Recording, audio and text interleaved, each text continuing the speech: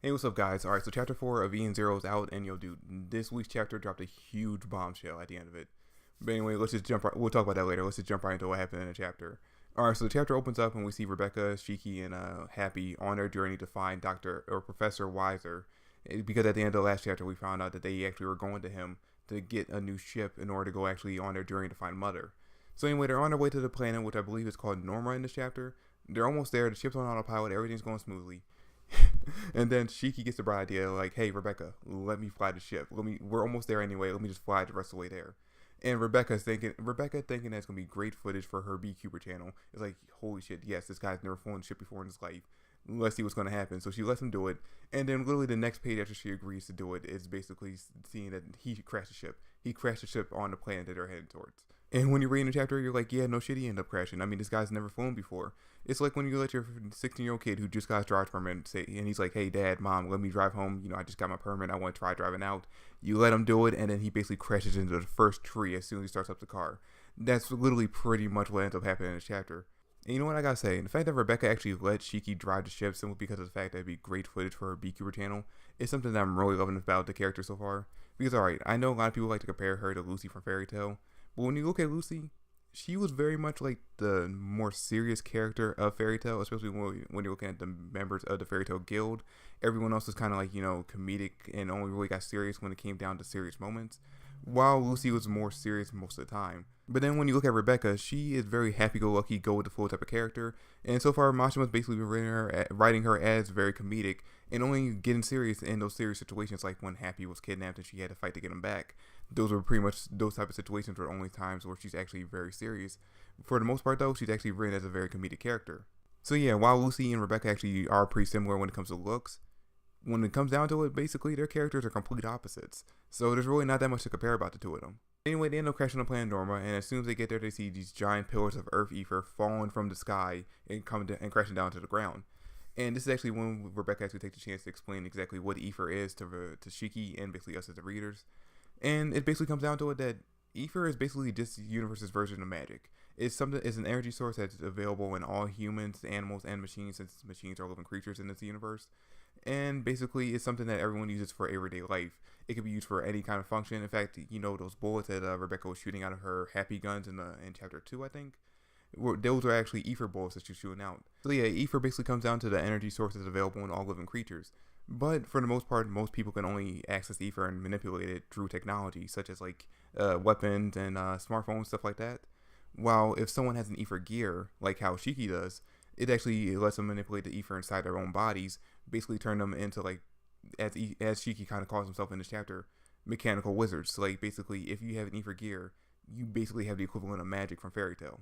Anyway, after that, they end up heading down to the underground city in order to find Professor Weiser. They head to his home where he's actually not there. They're looking around trying to figure out exactly where he is, you know, any clues to see if they can find out his location.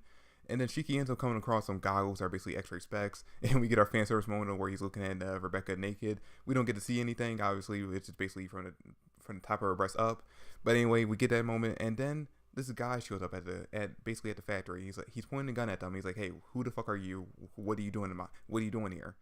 And, you know, Rebecca and Shiki are like, "Hey, you know, calm down, dude. We're just here to find Professor Wisner. You know, Rebecca's like, hey, we're old friends of his. I think Happy mentions the fact that Weiser was the one who actually fixed him up. And, you know, they're like, hey, we're just here to find him. And then we get to reveal that this guy that is actually holding him at gunpoint is like, hey, my name is Professor Weiser Steiner. So who the fuck are you? Because I don't know you guys. You know, I just love that scene after the guy reveals himself as being Weiser Steiner, because Rebecca and Happy are just kind of sitting there like, what the fuck? Because they met him before. Like I said, Steiner or Weiser was actually the one who actually fixed up Happy and saved his life. So they've actually met him before, and then I get the impression that he was kind of like some old guy, some kind of like actual like what you would actually imagine as a professor, some old man. And when they see this young guy just sitting in front of them, they're like, what the fuck's going on? How could you possibly be Professor Steiner? But then you look at Shiki and he still has the same goofy smile on his face, like, hey, I don't understand what's going on, but cool, whatever. You know what? This reveal actually has me really interested in seeing exactly what happens in the next week's chapter to resolve this. Because like I said before, Happy and Rebecca obviously knew who Professor Weiser was beforehand. Like I said, he was the one who fixed up Happy. So the fact that this new guy comes in front of them claiming to be him has a whole bunch of possibilities, you know, basically popping up in my head. Like, for example, we can find out in next week's chapter that basically this guy's actually his son or grandson, and we just didn't, he just didn't add the junior on at the end of the chapter where he says, "Hey, I'm Professor Weiser Steiner. Who the fuck are you?" It could be as simple as that. It could be something to do with Ether. Maybe he used Ether to basically regress his age, and in the process, it actually regressed his mind as well. So he forgot many things that he learned in his later years, such as meeting Rebecca and Happy. Or, actually, we saw in the last chapter that the Urza look-like character basically said, "Hey, the star that they're heading towards already dying." So maybe that could actually have some kind of factor involved, like maybe they traveled back in time because of the star dying or something like that, and they met Professor Weiser as a young man before he actually ended up meeting Happy and Rebecca. We don't know. There could be many number of possibilities when it comes to this situation. Anyway, after that big reveal, we get the big bombshell drop for the chapter, and as we jump ahead 20,000 years, I believe, into the future, and we see these two space adventurers, in spacesuits, kind of just like digging around, I guess, looking for artifacts on this random planet, and they come across two dead bodies, two corpses just lying there in the ground. They do a little prayer for him, basically saying, "Hey, mother, guide him to the Great Blue," something like that. I'm not exactly sure what that is. We're probably going to find out more about that later on in the series. I guess that's kind of version of heaven. But anyway, we see they pick up a little item, a little artifact that's actually with the bodies. And we find out that it's actually Rebecca's Beekeeper, little block thing that she's been using to record all her videos. And so we find out that, hey, the bodies that they found are most likely Rebecca and Shiki. And while they're examining the cube, we see that on the back of it is written Eden Zero. And while they're reading it, they're pointing it towards a planet in the distance that looks like it's been half destroyed and kind of warped in a way. So I'm guessing that planet's going to have some kind of huge implications, or it's going to be connected in some way to the mystery of exactly what ended up happening to Shiki and Rebecca during their time or during their adventure, and what led to basically their dead bodies being discovered 20,000 years in the future. There's no actual saying that these dead bodies that they found are actually Rebecca and Shiki. The only connections is to the fact that it's a male and female body, and they've actually found Rebecca's Beekeeper, basically cube, sitting right there next to the bodies. But there could be any number of reasons exactly why the Beekeeper cube was next to these two deceased bodies. We don't know, but I am guessing that this is going to be the main, basically mystery behind the entire series, or at least half of it. Kind of how, like in Attack on Titan, the main mystery for most of the series was the mystery of exactly what Grisha left behind in Eren's old home's basement. But yeah, that's pretty much all that happened in this week's chapter, and I'm extremely excited to see exactly what happens in next week's chapter. Now, I don't think we're going to touch again on the whole, 20,000 years into the future thing, not right away. I'm guessing we'll probably wait a few more chapters before we get a little bit more into that mystery. But I'm actually excited to see exactly what's going on with this whole, Professor Weiser thing, exactly how this young man is claiming to be him.